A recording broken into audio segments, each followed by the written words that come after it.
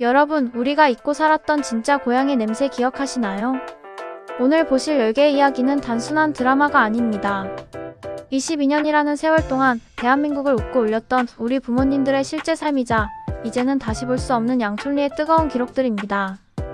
결론부터 말씀드리면 오늘 영상 마지막 10번째 에피소드가 끝날 때쯤 여러분은 자신도 모르게 고향 집에 전화를 걸고 계실 겁니다.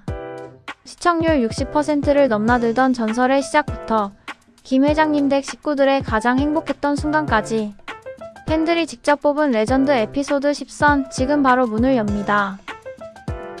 모두가 효부라고 칭송할 때 그녀가 스스로를 살인자라 부른 이유. 인생을 바꿀 수 있었던 단 한 번의 새벽, 빨래줄이 비어 있었던 소름 돋는 진실. 효도는 사랑인가요? 아니면 지독한 죄책감인가요? 숙기네의 눈물이 답합니다. 전원일기 321화 효부라는 이름의 무게. 안녕하십니까? 오늘 여러분께 들려드릴 이야기는 경기도 양촌리에서 올라온 어느 며느리의 가슴 시린 사연입니다. 마을 사람 모두가 입을 모아 천사라고 칭송하던 여인, 하지만 그 속내엔 참아말 못할 멍자국이 가득했던 숙기네의 이야기입니다. 일부 굴비 냄새와 억지 부리는 시어머니. 양촌리 이장님은 요즘 고민이 많았습니다. 군에서 주는 효부상 후보를 찾아야 하는데 마땅한 사람이 없었거든요. 그러다 부녀 회장님이 무릎을 탁 치며 말합니다. 아유 이장님, 숙기네가 있잖아요. 중풍 걸린 시아버지에 노망난 시할머니까지 다 수발 들고 치상 치른 사람인데 하지만 숙기네는 상을 주겠다는 말에 손사래부터 칩니다. 이장님, 저 그런 사람 아니에요. 제발 부탁이니까 추천하지 마세요. 숙기네의 집안 풍경은 늘 전쟁터였습니다. 치매에 걸린 시어머니는 며느리가 밥상을 차려오면 눈을 부라리며 소리를 지릅니다. 이년아, 너 혼자 굴비 다 처먹었지? 입에서 굴비 냄새가 나는데 왜 나한텐 안 줘? 꺾는 굴비 냄새가 난다며 며느리의 머리채를 잡으려 드는 시어머니. 숙기네는 그저 묵묵히 시어머니의 마른 다리를 주무르며 말합니다. 어머니, 나중에 꼭 사드릴게요. 자, 어서 이거라도 잡수세요. 이부 3년을 기다린 그림자 떠돌이 이발사. 그런 숙기네를 먼발치에서 지켜보며 가슴 아파하는 한 남자가 있었습니다. 마을을 떠돌며 머리를 깎아주는 호래비 이발사였죠. 그는 3년 동안 숙기네의 집 주변을 맴돌며 그녀의 고통을 함께 나눴습니다. 어느 날 밤 그는 결심한 듯 숙기네를 불러냅니다. 언제까지 이러고 살 겁니까? 내 눈엔 당신 애간장이 다 녹아내리는 게 보여요. 나랑 떠납시다. 내 자식처럼 당신 딸도 키워줄게요. 숙기네는 고개를 젓습니다. 못 가요. 이 나이에 무슨. 남자는 마지막으로 간절하게 제안합니다. 내일 새벽 나랑 갈 마음이 조금이라도 있다면 마당 빨래줄에 저고리 하나만 걸어두시오. 만약 빈 빨래줄이면 나 다시는 안 나타나겠소. 그날 밤 숙기네는 장롱 속 저고리를 꺼내 만지고 또 만집니다. 벽 너머에선 시어머니가 잠결에 헛소리를 하고 숙기네의 눈물은 저고리 위로 뚝뚝 떨어집니다. 한쪽엔 평생의 고통인 시어머니가, 다른 한쪽엔 처음으로 찾아온 행복이 놓여 있었습니다. 3부 텅 빈 빨래줄과 효부상의 진실. 다음날 새벽 차가운 안개를 헤치고 남자가 숙기네 집 마당을 살핍니다. 하지만 빨래줄은 텅 비어 있었습니다. 남자는 고개를 떨구고 마을을 떠납니다. 숙기네는 방 안에서 문고리를 잡은 채 소리 죽여 오열했죠. 며칠 뒤 이장님이 기어코 군청에서 받아온 효부상을 들고 찾아옵니다. 마을 사람들이 박수를 치는데 숙기네가 갑자기 상장을 빼서 던지며 울음을 터뜨립니다. 이게 무슨 효부상이에요? 저는 죄인이에요. 어머니가 밤마다 소리 지를 때면 나도 모르게 어머니, 제발 이제 그만 돌아가세요. 편한 곳으로 가세요 하고 빌고 또 빌었다고요. 마음으로 사람을 몇 번이나 죽인 년인데 내가 무슨 상을 받아요. 숙기네는 바닥에 주저앉아 가슴을 칩니다. 사람들은 숙기네가 착해서 그런다며 위로하지만 그녀는 마지막으로 이렇게 말합니다. 저고리 안 건 거 대단한 효심 때문 아니에요. 그냥 내 마음 편하자고 그런 거예요. 저 노인네 두고 가면 내 마음이 평생 지옥일 것 같아서. 그래서 그냥 여기 남은 거예요. 나 상 받으려고 사는 거 아니니까 제발 이거 가져가세요. 효부라는 화려한 이름 뒤에 숨겨진 한 여자의 처절한 자기 고백. 숙기네는 상장 대신 시어머니의 밥그릇을 챙기며 다시 부엌으로 향했습니다. 여러분은 이 여인의 선택을 어떻게 보시나요? 지금까지 양촌리에서 보내온 사연이었습니다. 구독과 좋아요는 영상 제작에 큰 힘이 됩니다. 첫 번째 이야기부터 가슴이 찡하죠. 하지만 이제 시작입니다. 두 번째는 양촌리를 발칵 뒤집어 놓은 그 사건 속으로 가보겠습니다. 자존심 버리니 가족이 살았습니다. 80년대 우리 아버지들이 시장 바닥에서 눈물을 삼킨 진짜 이유. 중간 상인에게 쫓겨난 농군의 반격. 일용이가 직접 시장에 나간 그날의 감동 실화. 안 팔아요 가세요. 장사 초보 일용이가 꼬깃꼬깃한 만원짜리를 손에 쥐기까지. 전원일기 287화 가장의 이름으로 꺾은 자존심. 여러분, 그 시절 우리 아버지들에게 자존심은 목숨과도 같았습니다. 평생 흙을 만지며 정직하게 살아온 이들에게 누군가에게 머리를 숙이거나 물건을 구걸하듯 파는 일은 죽기보다 싫은 일이었죠. 오늘은 양촌리에서 제일 까는 고집쟁이 일용이가 가족을 위해 그 단단한 자존심을 어떻게 꺾었는지 그 뜨거운 인생 이야기를 들려드립니다. 1986년 늦여름의 태양은 따가웠습니다. 일용인의 밭에는 허리가 끊어질 듯한 고통을 참으며 키워낸 열무가 싱싱한 초록빛을 뽐내고 있었습니다. 그때 오토바이를 타고 나타난 중간상 박씨. 일용이는 내심 기대했습니다. 올해 농사가 잘 됐으니 우리 복끼리 새 옷 한 벌은 사주겠지. 하지만 박씨의 입은 독사보다 날카로웠습니다. 요거 한 단에 190원. 아니, 지금 시장에 열무가 넘쳐나요. 억울하면 직접 팔든가. 일용이의 가슴속에서 불덩이가 치밀어 올랐습니다. 뭐라고요? 내가 이 열무를 어떻게 키웠는데? 새벽 이슬 맞아가며 벌레 잡아 키운 내 자식 같은 열무를 190원이라니. 화를 참지 못한 일용이는 에라이 이 도둑놈아. 내 밭에서 당장 꺼져. 라며 박씨를 쫓아버렸습니다. 하지만 박씨가 떠난 뒤 남은 건 시들어가는 열무와 텅 빈 주머니뿐이었습니다. 집으로 돌아온 일용이를 맞이한 건 텅 빈 쌀떡과 아내의 한숨이었습니다. 복길 엄마는 눈물을 훔치며 말했습니다. 여보, 자존심이 밥 먹여주나요? 저 열무 내일이면 다 물러져서 버려야 해요. 우리 복길이는 어떡하고요? 일용이는 대답 대신 담배만 태웠습니다. 하지만 방 안에서 곤히 자는 복길이의 때 묻은 옷을 본 순간 그는 결심했습니다. 그래, 썩혀서 거름 만드느니 내가 직접 시장에 나가겠다. 다음날 새벽, 일용이는 리어카의 열무 보따리를 가득 싣고 읍내시장으로 향했습니다. 평생 농사만 짓던 그에게 시장은 전쟁터와 같았습니다. 사방에서 장사꾼들의 쩌렁쩌렁한 목소리가 들려오는데 일용이는 입이 얼어붙었습니다. 지나가는 손님이 이거 얼마요? 물어도 쑥스러워 고개를 숙이고 가세요. 안 팔아요. 라며 퉁명스럽게 대답할 뿐이었죠. 속으로는 누가 나를 보면 어쩌나, 동창이라도 만나면 망신이다 싶은 생각에 쥐구멍이라도 찾고 싶었을 겁니다. 하지만 해가 중천에 뜨고 열무가 시들어가자 일용이의 마음은 급해졌습니다. 이대로 돌아가면 내일은 없다. 그는 마침내 헛기침을 크게 하더니 목청을 뽑았습니다. 열무 사세요. 양촌리 일용이가 키운 싱싱한 열무가 왔습니다. 석 단에 1,000원. 처음에는 기어들어 가던 목소리가 시장통을 뒤흔들기 시작했습니다. 얼굴은 화끈거렸지만 가슴은 뜨거워졌습니다. 이 소식을 들은 양촌리 식구들이 가만히 있을 리 없었습니다. 일용 엄니와 김 회장 땡 며느리들이 달려와 곁을 지켰습니다. 일용 엄니는 아들의 굽은 등을 보며 몰래 눈물을 훔치면서도 손님들에게는 더 크게 소리쳤습니다. 자 보세요. 우리 아들이 정직하게 키운 열무입니다. 이놈으로 김치 담그면 보약이 따로 없어요. 시장 바닥에 쭈그리고 앉아 땀을 흘리며 손님과 실랑이 하는 그들의 모습은 투박했지만 세상 그 어떤 풍경보다 찬란했습니다. 어느덧 저물어가는 노을 아래 일용이는 빈 보따리를 털며 깊은 한숨을 내쉬었습니다. 주머니 속에는 손때 묻고 꼬깃꼬깃한 만원짜리 지폐 몇 장이 들어있었습니다. 집으로 돌아가는 길, 일용이는 아내에게 줄 아이스크림 몇 개를 샀습니다. 마당에서 기다리던 아내에게 돈 뭉치를 내밀며 일용이는 쑥스럽게 웃었습니다. 나 오늘 장사꾼 다 됐다. 우리 복끼리 옷 한 벌 사주자. 그날 밤 일용이는 아내에게 고백했습니다. 장사라는 게 참 무섭고도 고맙더라.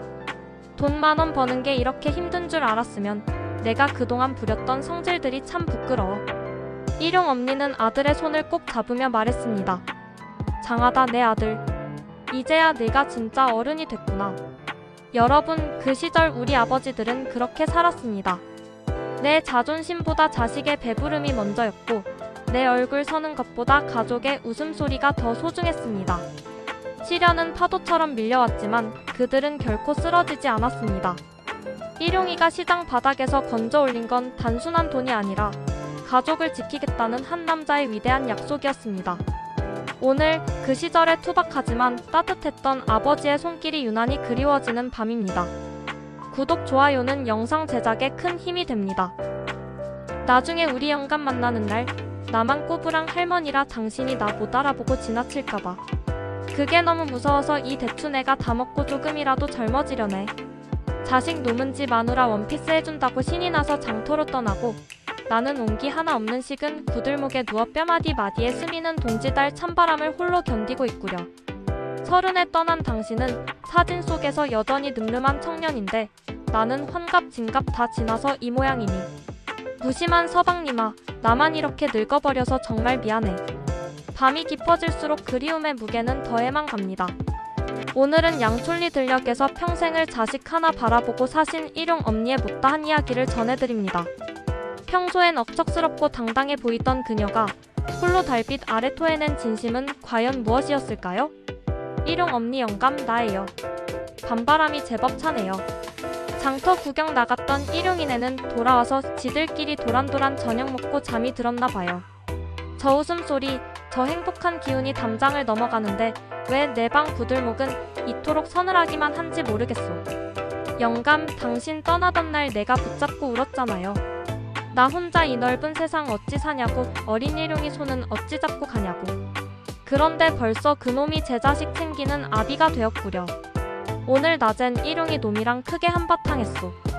지쳐 원피스 사주는 게 뭐 그리 대수라고.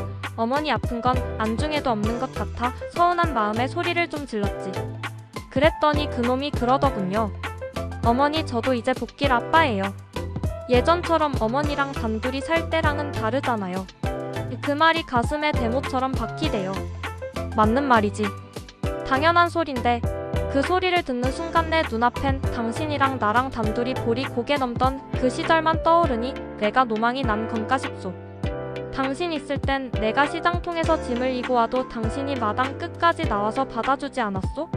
내가 삭신이 쑤신다 하면 임자, 이리 와보게 하며 투박한 손으로 내 어깨를 주물러주던 그 온기.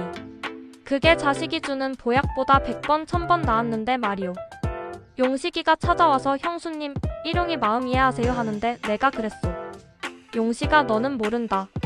동지서달 긴 밤에 식어가는 아랫목에서 혼자 벽 보고 누워본 적 없는 사람은 이 뼈마디 마디에 사무치는 고독을 절대 짐작도 못한다고 말이네. 자식은 효도를 한다고 고기를 사오고 깨죽을 쏘오지만 그건 배를 채우는 것이지 내 텅 빈 마음을 채우는 건 아니지 않소. 당신 떠나고 나서 내가 얼마나 독하게 살았는지 당신은 다 알지? 남의 집 밭일해주고 손톱 밑에 흙물이 가실 날 없이 살면서도 내 새끼 배고프단 소리 안 나오게 하려고 참 억척을 떨었소. 그때마다 밤이면 남몰래 당신 사진 붙들고 영감, 나 오늘 너무 힘들었어 하고 속삭였는데 이제는 그 말조차 들어줄 사람이 없구려. 오늘 장터에서 남자한테 제일 좋다는 풋대추를 한 주먹 귀하게 얻었소. 보는 순간 당신 생각이 나대요. 우리 영감 생전에 대추 참 좋아했는데 이거 가져다주면 임자, 고맙네 하며 환하게 웃어줄 것만 같아서 품에 소중히 안고 왔는데 집에 오니 당신이 없네. 덩그러니 놓인 사진 속 당신은 여전히 30살 청년인데 나는 어느새 허리가 굽고 눈가가 침침해진 할멈이 되어버렸소. 그게 갑자기 너무 서러운 거야. 나는 당신 주려고 대추를 가져왔는데 당신은 받을 수가 없고 무엇보다 겁이 나는 건 말이오. 나중에 내가 당신 곁에 갔을 때 당신이 나를 몰라볼까봐 그게 제일 무섭소. 당신은 꽃다운 청춘인데 나는 주름진 할망구가 되어 나타나면 이 할머니는 누구신데 나를 영감이라 부르오? 하고 지나칠까봐. 그 생각에 가슴이 덜컥 내려앉았소. 그래서 영감, 나 결심했네. 이 대추 내가 다 먹어버릴 거야. 이거 먹으면 조금이라도 젊어지고 피부도 고와진다고 하니 부지런히 씹어먹고 당신 만나러 갈 준비할게. 나중에 저승길 목전에서 당신 만날 때 그래도 당신이 사랑했던 그 새댁 모습 조금이라도 남아있게 말이오. 무심한 영감, 거기선 혼자만 좋다고 웃고 있지 말고 나 좀 꼭 기다려주구려. 당신이 그랬지? 임자 고생 많았네 하고 마중 나온다고. 그 약속 잊지 마소. 오늘 밤은 딸이 너무 밝아 방안이 다 환하구려. 당신이 옆에 있는 것 같아 손을 뻗어보지만 잡히는 건 참 공기뿐이네. 그래도 나 울지 않고 이 대추 하나하나 씹으며 당신 생각하며 잠들라요. 영감 무심한 내 서방님아. 오늘 밤 꿈속에라도 한번 들러주구려. 당신 좋아하는 대추 한 알 내 손바닥 위에 올려줄 테니 말이오. 잘 자요 나의 영원한 청춘. 구독, 좋아요는 큰 힘이 됩니다. 자식 앞에서는 한없이 약해지는 게 엄마라지만 아버지는 왜 독하게 마음을 먹었을까요? 엄마 나한테서 소냄새 안 나? 딸의 이 한마디에 무너지는 엄마의 가슴. 겉으로는 가라고 등 떠밀면서 뒤로는 돈 봉투 챙겨주는 아버지의 진짜 속마음을 공개합니다. 안녕하세요 여러분. 오늘은 많은 분들이 공감하실 만한 가족 이야기 하나를 풀어보려고 합니다. 양촌리 김회장 댁에 갑작스럽게 찾아온 막내딸 영애. 수척한 얼굴에 진 보따리 가득 안고 나타난 딸을 본 엄마의 첫마디는 반가움보다 걱정이 앞섭니다. 그래 좀 어떠냐? 요새 우유 소비가 안 돼서 걱정이 많던데. 영애는 그 한마디에 참았던 울분을 쏟아냅니다. 엄마 나 속상해. 목장 생활 이제 못하겠어. 나한테서 소냄새 안 나? 이웃도 없이 산속에서 사는 거 진짜 싫어. 비가 오면 강물이 다 새고 수도까지 망가진 낡은 집. 영애는 깨끗한 방 2개만 있으면 좋겠다고 100만 원만 빌려달라고 엄마에게 매달립니다. 엄마의 마음은 이미 갈기갈기 찢어집니다. 이사해. 내가 돈 해줄게. 하지만 김 회장은 태산처럼 버팁니다. 안 돼. 절대 안 돼. 이미 사위 원식에게서 전화를 받은 상태였기 때문입니다. 아버님, 제 처가 돈 부탁해도 절대 들어주지 마십시오. 조금만 견디면 내년부터는 흑자로 돌아섭니다. 장모님이 자꾸 용돈 주시니까 그 사람이 의지하려고만 합니다. 사위의 대견한 결심을 지켜주고 싶었습니다. 김 회장은 딸이 스스로 일어서는 법을 배워야 한다고 믿었어요. 하지만 엄마는 견딜 수가 없었습니다. 부부싸움이 시작됩니다. 당신은 남의 집 일에는 그렇게 잘 도와주면서 왜 막내한테만 그래요? 애미 사는 날까진 자식 품어야죠. 김 회장은 차갑게 응수합니다. 자식 사랑한다고 바라는 대로 다 해주면 안 돼. 참는 법도 가르쳐야 하고 견디는 법도 가르쳐야 하는 거야. 언제까지 쟤네들 뒤치다꺼리만 할 거야? 목소리가 점점 커지고 집안 분위기는 얼어붙습니다. 영애는 방에서 그 소리를 다 듣고 있었어요. 엄마의 울음소리, 아버지의 단호한 말투. 영애는 가슴이 찢어지는 듯 했습니다. 밤늦게 김 회장은 영애를 불러 앉힙니다. 너도 나이 먹을 만큼 먹었고 해 엄마야. 언제까지 부모 앞에 와서 응성만 부릴 거냐? 영애는 눈물을 흘리며 변명합니다. 아빠 나 진짜 힘들어서 그래요. 목장 생활 너무 힘들어요. 김 회장은 차분하지만 단호합니다. 힘든 건 알겠다. 하지만 세상살이가 다 그렇지 않냐? 너 혼자 힘든 줄 아냐? 원식이는 매일 새벽 4시에 일어나 젖자고 비 오는 날에도 송아지 돌보고 우유값 떨어져도 한숨 한 번 안 쉬고 버티고 있잖아. 영애는 고개를 떨굽니다. 날 밟는 대로 어서 내 집으로 가라. 부모 등에 엎여 살면 안 돼. 영애는 서러운 마음에 펑펑 울며 짐을 쌉니다. 엄마는 미안한 마음에 어쩔 줄 모르고 뒤에서 몰래 돈 봉투를 챙겨주려 하지만 김 회장이 눈치채고 제재합니다. 그러면 안 돼. 오늘은 보내줘야 해. 영애는 버스 정류장으로 향합니다. 비가 추적추적 내리는 밤. 엄마가 따라 나와 우산을 씌워주며 말합니다. 추우면 전화해. 엄마가 언제든지 갈게. 영애는 눈물을 흘리며 고개를 끄덕입니다. 엄마 나 그냥 손보고 살게. 엄마 보면 자꾸 어리광 피우고 싶어서 그랬나봐. 걱정하지 마. 버스가 떠나고 엄마는 집으로 돌아와 절에 갑니다. 촛불 앞에서 기도합니다. 제발 우리 딸이 잘 견뎌내게 해주세요. 제가 너무 약해서 그래요. 그 시각 김 회장은 조용히 움직입니다. 영애가 목장에 도착해 전화를 걸어옵니다. 목소리가 상기되어 있어요. 엄마, 누가 내 가방에 돈 100만 원을 넣어놨어. 펌프도 새로 갈라고 적혀있어. 엄마는 깜짝 놀라 김 회장을 쳐다봅니다. 김 회장은 딴청을 피우며 웃습니다. 당신 절에 가서 뭘 빌었어? 엄마는 눈물을 훔치며 답합니다. 누가 복 빌러 가나. 어제 오늘 당신이 하도 미워해서 내 마음 다 끌어갔지. 겉으로는 참는 법을 배우라며 매몰차게 몰아세웠지만 딸의 낡은 수도 펌프가 못내 걸렸던 아버지. 자식이 스스로 일어서길 바라면서도 뒤에서 몰래 눈물을 닦아주는 그것이 바로 이 시대 모든 아버지들의 진심이었습니다. 부모는 때론 차갑게 보이지만 그 안에 숨겨진 사랑은 뜨겁습니다. 자식을 너무 아껴서가 아니라 자식이 스스로 서길 바라는 마음에서 나오는 단호함입니다. 영애는 그날 이후 조금씩 달라졌다고 합니다. 목장에서의 생활이 여전히 힘들었지만 부모님께 더 이상 은석 부리지 않으려고 노력했다고 해요. 그리고 그 뒤로 김 회장과 영애는 더 깊은 신뢰로 이어졌습니다. 부모와 자식 사이의 사랑은 말로 다 표현할 수 없죠. 때론 매섭게, 때론 따뜻하게, 하지만 언제나 진심으로 이어집니다. 오늘 이야기를 통해 여러분 가정에도 이런 따뜻한 신념의 사랑이 가득하시길 바랍니다. 구독과 좋아요, 댓글로 여러분의 가족 이야기를 공유해주세요. 다음 영상에서 또 만나요. 감사합니다. 구독, 좋아요는 영상 제작에 큰 힘이 됩니다. 절반까지 달려왔습니다. 잠시 숨 고르셨나요? 이번 6번째 이야기는 전원일기 역사상 가장 긴 여운을 남겼던 회차입니다. 비온이 참 잘됐다. 유소풍보다 고추 모종이 먼저였던 그 시절 농심. 10년 만에 설레는 나들이를 멈춰 세운 건 원망스러운 빗줄기가 아니라 이제 살았다며 안도하게 만든 농부의 천명이었습니다. 노는 것보다 땅의 갈증을 먼저 걱정하는 양촌리 사람들의 지독하고도 아름다운 농심 이야기입니다. 안녕하세요. 양촌리 우체통의 DJ입니다.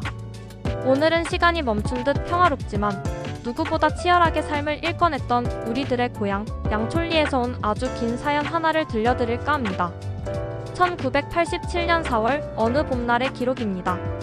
그해 봄 양촌리여기에는 낯선 바람이 불어왔어요.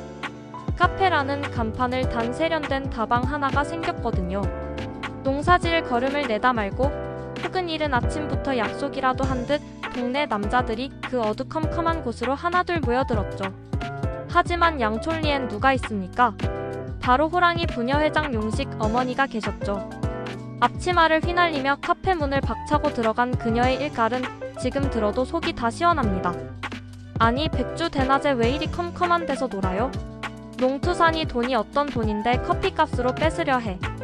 그 서슬퍼런 호통에 정신 나간 박수 무당처럼 앉아있던 남편들은 쥐 죽은 듯 집으로 돌아갔답니다. 그렇게 한바탕 소동이 지나고 마을엔 10년 만에 찾아온 기분 좋은 설렘이 감돌기 시작했습니다. 온 마을이 다 함께 떠나는 화류놀이, 즉 봄소풍을 가기로 한 거죠. 밭일하느라 굽은 허리 한 번 펴지 못하고 자식 뒷바라지에 당신 몸 하나 돌보지 못했던 우리 어머니들. 그날 밤은 아마 양촌리 전체가 잠을 설쳤을 겁니다. 10,000원짜리 한 장 들고 장터에 나가 찬거리를 사면서도 마음은 이미 저 멀리 바다 건너 제주도라도 가는 듯 들떠 있었죠.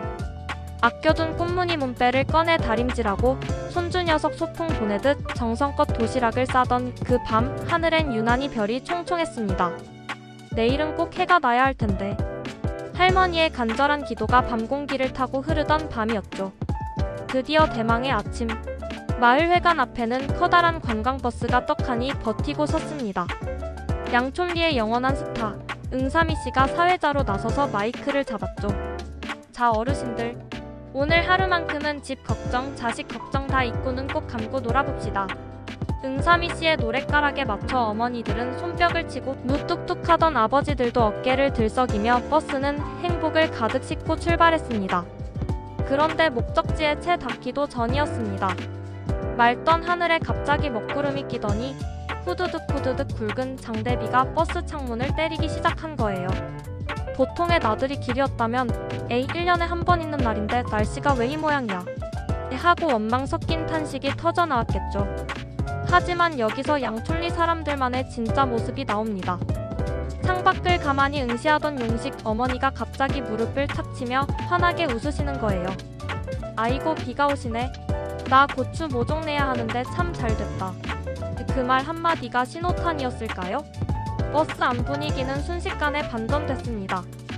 어머, 그러게. 나도 호박씨 뿌려놓고 비 오기만 기다렸는데. 입이면 고추 심기엔 아주 보약이지. 10년 만에 소풍을 망쳤다는 아쉬움은 눈 씻고 찾아봐도 없었습니다. 오히려 마른 논밭을 적시는 단비 소식에 사람들의 마음은 벌써 일터로 논둑으로 달려가고 있었던 겁니다. 결국 유원지를 코앞에 두고 버스는 기분 좋게 머리를 돌렸습니다. 마을로 돌아오자마자 사람들은 나들이 옷을 벗어 던지고 낡은 비옷을 챙겨 입었습니다. 누가 농사꾼들 아니랄까봐. 김 회장님의 허어로운 웃음소리와 함께 사람들은 빗속으로 흩어졌습니다. 비에 젖어 진해진 흙 냄새를 맡으며 논으로 밭으로 나가는 그들의 뒷모습엔 소풍보다 더 큰 배부름이 가득했죠. 청취자 여러분, 우리네 아버지 어머니들에게 진정한 휴식은 화려한 꽃구경이 아니었습니다. 자식 입에 들어갈 밥보다 더 소중한 곡식들이 비를 맞으며 쑥쑥 자라는 걸 지켜보는 것. 그 평범하고도 위대한 풍경이 그들에겐 세상에서 가장 큰 축제였던 것이죠. 오늘 내리는 저 비가 누군가에겐 원망스러운 날씨일지 모르지만 우리 양촌리 사람들에겐 그 어떤 유행가보다 달콤한 하늘의 선물이었습니다. 여러분의 인생에도 지금 계획했던 소풍을 멈추게 할 만큼 반갑고 축복 같은 단비가 내리고 있지는 않나요? 삶이 내 뜻대로 흐르지 않을 때 그 속에 숨겨진 하늘의 뜻을 찾아내는 양촌리 사람들처럼 우리도 오늘 하루 비오는 창밖을 보며 환하게 웃어보길 바랍니다. 구독, 좋아요는 큰 힘이 됩니다. 제발 주스 20잔만 시켜주세요. 다방 아가씨의 눈물 겨운 구걸, 그 뒤에 숨겨진 반전. 용식의 한마디에 인생이 바뀐 여자. 80년대 다방 아가씨가 화장을 지운 이유. 나는 남양이 아니라 필남이에요 가짜 이름으로 살아야 했던 그녀의 마지막 고백. 여러분 혹시 기억하시나요? 예전 시골 읍내어기에는 유독 눈에 띄는 화려한 간판의 다방들이 있었습니다. 그 문을 열고 들어가면 자욱한 담배 연기와 함께 누군가의 누이였고 누군가의 딸이었던 이들이 미스박, 미스리라는 가짜 이름으로 삶을 버텨내고 있었죠. 오늘 들려드릴 이야기는 1986년 가을 양촌리 삼거리에 나타났던 한 여자의 시리고도 뜨거웠던 기록입니다. 쟁반 위의 고독 양촌리 사람들에게 새로 생긴 녹수다방은 그저 심심풀이 장소였지만 그곳에서 일하던 남양에게는 전쟁터였습니다. 그녀는 유독 손이 거칠었고 화장법도 서툴렀습니다. 쟁반을 들고 자전거 뒷자리에 앉아 비포장 도로를 달릴 때마다 그녀의 마음은 덜컹거리는 커피잔처럼 위태로웠죠. 마담은 매일같이 그녀를 몰아세웠습니다. 남양아, 너는 대체 누굴 닮아 그렇게 장작대기처럼 뻣뻣하니? 애교라도 없으면 요령이라도 있어야지. 오는 손님 다 쫓아낼 거야? 그 구박 속에 남양은 고개를 숙였습니다. 그녀의 손마디는 바치를 돕던 시절 그대로 투박했고 억지로 지어 보이는 웃음은 어색하기 짝이 없었거든요. 20잔의 주스, 그리고 눈물겨운 거짓말. 어느 날 장터에서 돌아오던 용식과 일용이 다방에 들렀을 때였습니다. 남양은 두 사람에게 다가가 차마 입이 떨어지지 않는 목소리로 부탁을 건넵니다. 아저씨, 정말 염치 없지만 부탁 하나만 들어주세요. 저기 공중전화 가서 저희 다방으로 전화를 좀 해주시면 안 될까요? 마담 언니가 받으면 주스 20잔만 시켜주세요. 그리고 꼭 저 남양이를 지목해서 배달시키겠다고 말씀해주세요. 용식은 의아했습니다. 하지만 그녀의 눈에 맺힌 절박함이 너무나 커서 결국 시키는 대로 목소리를 깔고 전화를 걸었죠. 잠시 후 오토바이를 타고 삼거리 모퉁이를 돌아오는 남양의 얼굴에는 세상 모든 것을 가진 듯한 미소가 걸려 있었습니다. 하지만 용식은 곧 충격적인 장면을 목격합니다. 그녀가 배달을 마친 뒤 본인의 낡은 지갑에서 꼬깃꼬깃한 지폐를 꺼내 직접 주스 값을 채워 넣는 것이었습니다. 마담에게 인기 있는 아가씨라는 걸 증명해서 쫓겨나지 않으려고 제사를 깎아먹는 거짓말을 하고 있었던 겁니다. 잃어버린 이름을 찾아서 그 모습이 자꾸만 눈에 밟혔던 용식은 그녀를 따로 불러 세웠습니다. 이보시오 미스남. 이런 식으로 돈 다 쓰고 나면 당신한테 남는 게 뭐가 있겠소. 차라리 고향으로 내려가요. 여긴 당신이 있을 곳이 못 돼. 그 말은 비수가 되어 꽂히는 듯 했지만 동시에 그녀의 꽁꽁 얼어붙은 마음을 녹이는 햇살이 되었습니다. 며칠 뒤 짐 가방을 든 그녀가 용식을 찾아왔습니다. 화장을 지운 그녀의 얼굴은 영락없는 시골 처녀의 순박한 모습이었죠. 저 오늘 떠나요. 아저씨 말씀대로 여기 정리했어요. 실은 고향 부모님껜 공장 다닌다고 속였거든요. 성공해서 논 한마직이라도 사서 가고 싶었는데 그래도 아저씨 덕분에 정신이 번쩍 들었어요. 그녀는 떠나기 직전 용식에게 처음으로 수줍게 인사를 건넸습니다. 제 이름은 남양이 아니에요. 김필남이에요. 딸만 5인 집의 막내딸이라 필남이. 아저씨 저보고 집으로 가라고 말해준 남자는 아저씨가 처음이었어요. 그 따뜻한 마음 평생 잊지 않고 고향 가서 예쁘게 살게요. 우리 곁에 모든 필남이들에게 필남씨는 떠났지만 양촌리 삼거리에는 한동안 그녀가 남긴 씁쓸한 커피 향이 감돌았습니다. 용식은 그날 밤 커피 때문이 아니라 그녀의 뒷모습이 생각나 쉽게 잠들지 못했다고 하네요. 우리는 가끔 타인을 그저 남양처럼 직업이나 겉모습으로만 부르곤 합니다. 하지만 그 이면에는 누군가의 소중한 5째 딸 필남이가 살고 있습니다. 오늘 주변을 둘러보세요. 혹시 여러분의 따뜻한 한마디가 간절한 또 다른 필남이가 서 있지는 않나요? 진심은 때로 인생의 행로를 바꾸는 가장 큰 이정표가 됩니다. 이상 가을바람보다 더 시렸던 어느 다방 아가씨의 고백이었습니다. 구독과 좋아요는 큰 힘이 됩니다. 어머니 안 모실게요. 사랑을 위해 폐륜을 택한 아들의 처절한 고백. 장인어른의 소름 돋는 압박 면접 부모를 버려야 결혼을 승낙한다. 눈물 없이 못 보는 80년대 로맨스 창수가 비오는 날 마당에 엎드린 이유. 흙 묻은 사랑과 구분 등 창수의 처절한 혼인선언. 시청자 여러분, 인생에서 가장 무거운 짐은 무엇일까요? 아마도 사랑이라는 이름으로 짊어져야 할 책임과 죄책감일지도 모릅니다. 오늘은 1987년 어느 시골 마을의 흙내음 속에 묻힌 눈물 없이는 들을 수 없는 창수와 혜란의 지독한 사랑 이야기를 전해드립니다. 양촌리 마을의 성실한 청년 창수. 그는 평생 흙을 파먹으며 늙어간 어머니의 구분 등을 보며 자랐습니다. 그런 그에게 유일한 빛은 감나무집 딸 혜란이었죠. 두 사람은 논두길을 걸으며 남몰래 사랑을 키웠지만 현실은 가시밭길이었습니다. 혜란의 아버지는 완고했습니다. 내 딸 10수년을 남의 집살이, 공장살이하며 번 돈으로 오빠 뒷바라지한 금쪽 같은 자식이다. 그런 애를 또다시 흙구덩이 농사꾼 집으로 보낼 순 없다. 아버지는 혜란을 읍내 월급쟁이에게 시집 보내기 위해 맞선을 강요했고 혜란은 울며 불며 저항했습니다. 창수는 절망했습니다. 자신이 가진 것이라곤 땀냄새 나는 작업복과 낡은 경운기뿐이었으니까요. 어느 비오는 밤 창수는 소주 몇 병을 나발 불고 혜란의 집 마당으로 뛰어듭니다. 빗물인지 눈물인지 모를 액체가 얼굴을 타고 흘렀죠. 아저씨, 혜란이 없으면 저 못 삽니다. 제발 저 좀 봐주십시오. 마당에 넙죽 엎드린 창수에게 혜란의 아버지는 서늘한 조건을 내겁니다. 좋다. 내 놈이 정혜란이를 데려가겠다면 읍내 나가서 작은 가게라도 하나 얻어라. 그리고 내 어머니는 형님 댁으로 보내고 너희 둘이서만 살아라. 효자 소리 들으며 내 딸 고생시킬 놈에겐 절대로 못 준다. 할 수 있겠느냐? 그 순간 창수의 머릿속엔 평생을 홀로 자신을 키워낸 어머니의 주름진 손이 스쳐 지나갔습니다. 어머니를 버려야 사랑을 얻는다. 이 잔인한 선택지 앞에서 창수는 피를 토하는 심정으로 고개를 끄덕였습니다. 예, 어머니 모시지 않겠습니다. 따로 살겠습니다. 혜란이만 주신다면 천하의 불효자 소리를 들어도 좋습니다. 창수의 절규는 빗소리에 묻혔지만 그 소리를 문 뒤에서 듣고 있던 창수의 어머니는 가슴을 쥐어뜯으며 소리 없이 울어야 했습니다. 이 소식은 순식간에 양촌리 전역에 퍼졌습니다. 창수가 여편네에 미쳐 어미를 내다버린다더라. 는 흉흉한 소문이 돌았죠. 창수는 동네 사람들의 따가운 시선을 받으며 고개를 들지 못했습니다. 그런데 결혼을 보름 앞둔 날 반전이 일어났습니다. 혜란의 아버지가 창수를 다시 불러 앉힌 것이죠. 그의 앞에는 따뜻한 국밥 한 그릇이 놓여 있었습니다. 창수야, 내가 정말 내 어머니를 버리라고 그랬겠느냐? 나는 내가 그 모진 말을 뱉을 때 내 눈을 봤다. 부모를 버리겠다고 말하면서도 내 눈엔 피눈물이 고여 있더구나. 그만큼 내 딸을 목숨보다 소중히 여긴다는 뜻 아니겠느냐. 사실 혜란의 아버지는 창수의 집념을 확인하고 싶었던 겁니다. 부모를 등질 각오까지 할 만큼 절박한 놈이라면 어떤 시련이 와도 내 딸 손은 놓지 않겠구나 하는 확신이 들었던 것이죠.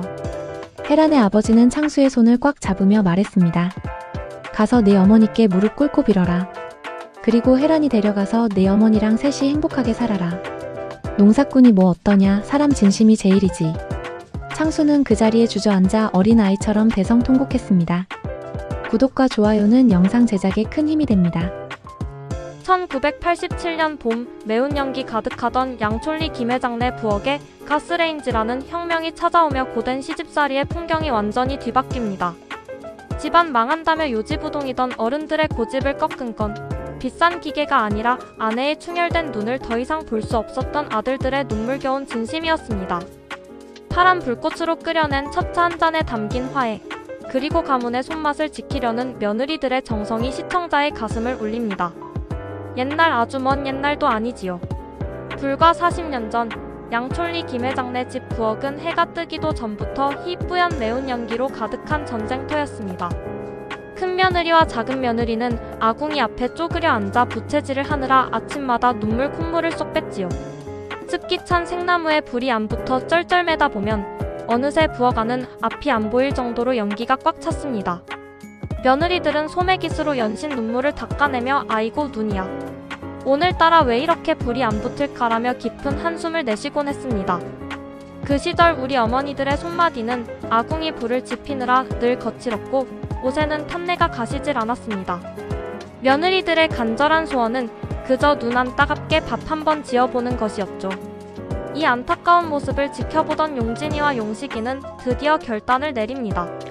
형님, 우리 이참에 부엌 좀 고칩시다. 저 사람 눈병 나겠어요. 남편들이 큰맘 먹고 신식 가스레인지를 들여놓기로 한 것입니다. 하지만 집안의 가장 어르신인 할머니의 반대는 벽보다 높았습니다. 뭐라느냐? 부엌에 귀신이 산다는 조항신을 모르느냐? 함부로 부엌 바닥을 뜯어내고 쇠붙이를 들여놓으면 이 집안에 큰 부정이 타는 법이다. 할머니는 지팡이를 땅땅 치며 손사래를 치셨습니다. 미신이라 치부하기엔 할머니의 평생 신념이었기에 며느리들은 그저 고개를 숙일 뿐이었죠. 돈 걱정까지 겹쳤습니다. 과수원의 뗄나무가 지천인데 뭐하러 그 비싼 가스통을 사다 쓰느냐. 할아버지의 호통까지 더해지니 부엌 혁명은 이대로 물 건너가는 듯 했습니다. 그러나 자식 사랑하는 부모 마음이 어디 가겠습니까?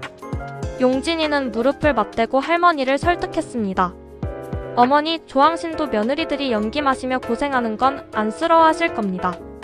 이제 편한 세상인데 우리도 남들처럼 살아봐야죠. 며칠을 설득한 끝에 드디어 번쩍이는 스텐 찬장과 가스레인지가 부엌에 입성했습니다. 설치 기사님이 자 어르신들 보세요. 요걸 살짝 누르고 돌리면 불이 확 붙습니다 라며 시범을 보이자 온 동네 식구들이 부엌으로 까치발을 들고 몰려들었습니다. 착착 화르륵. 파란 불꽃이 솟아오르는 순간 할머니는 아이고 깜짝이야, 저게 도깨비불이냐 뭐냐 하시며 뒷걸음질을 치셨습니다.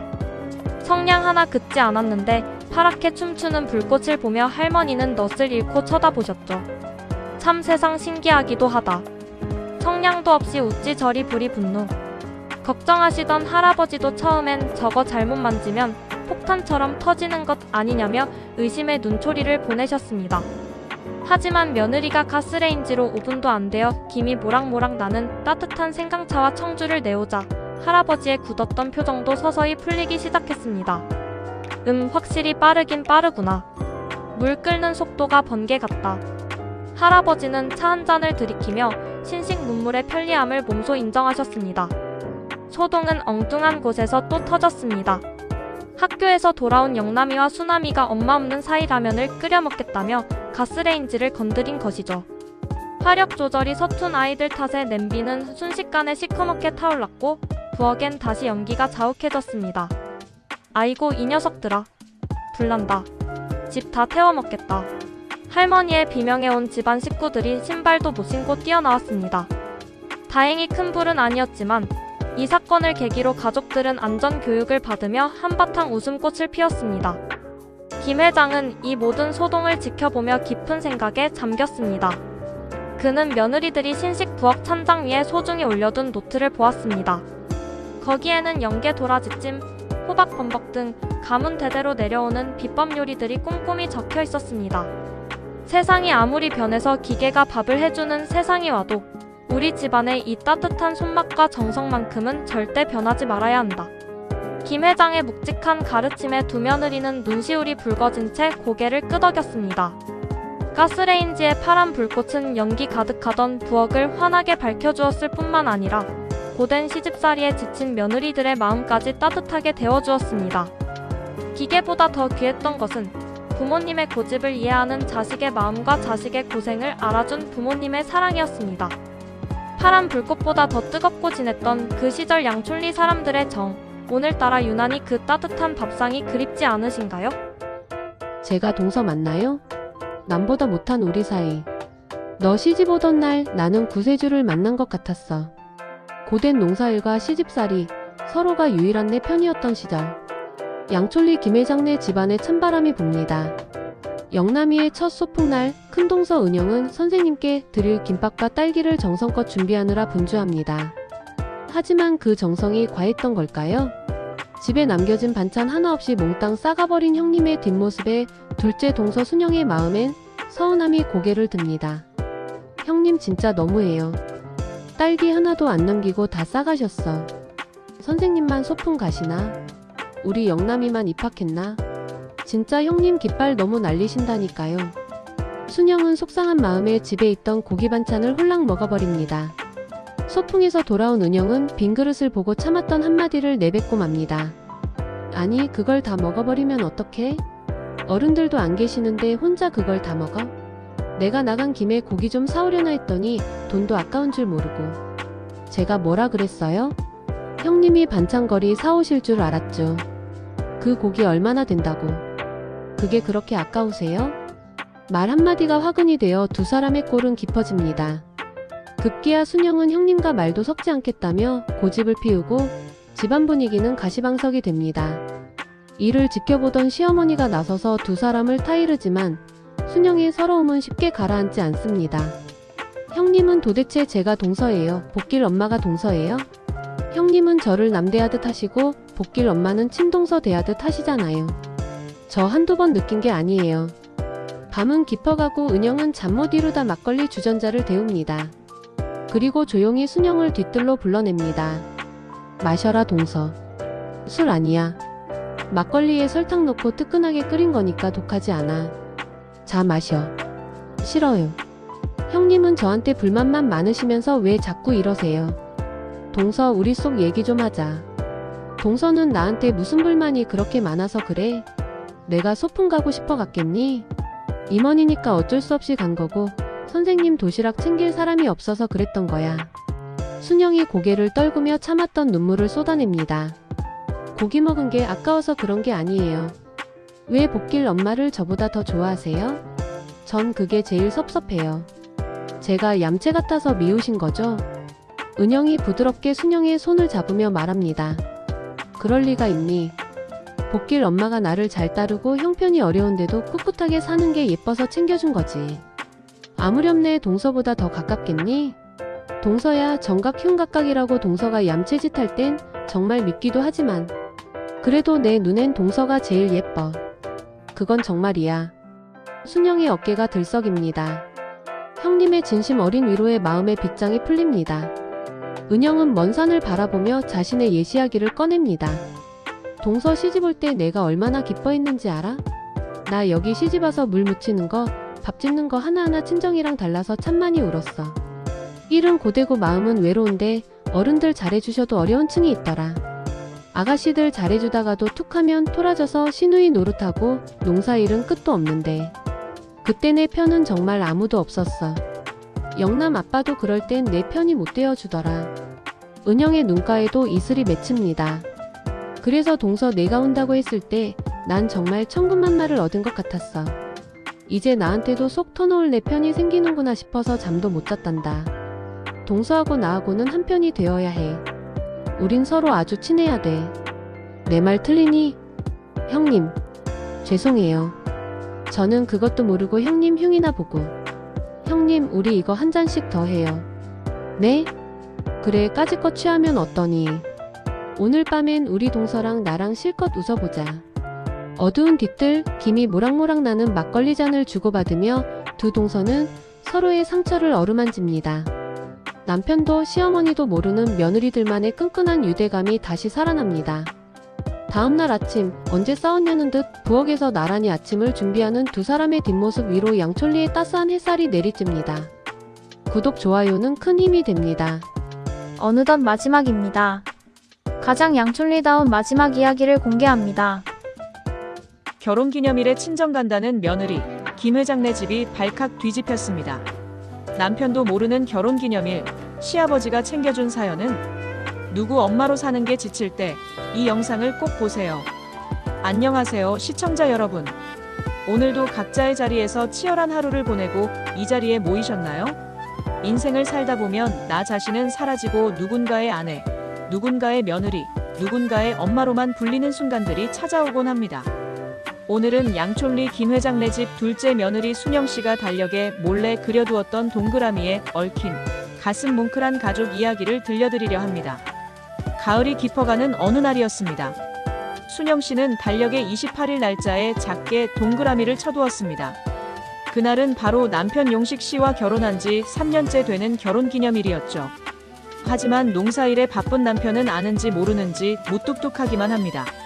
순영씨는 문득 인생에 대한 회의가 찾아왔습니다. 인생이란 뭘까? 여자의 일생이란 뭘까?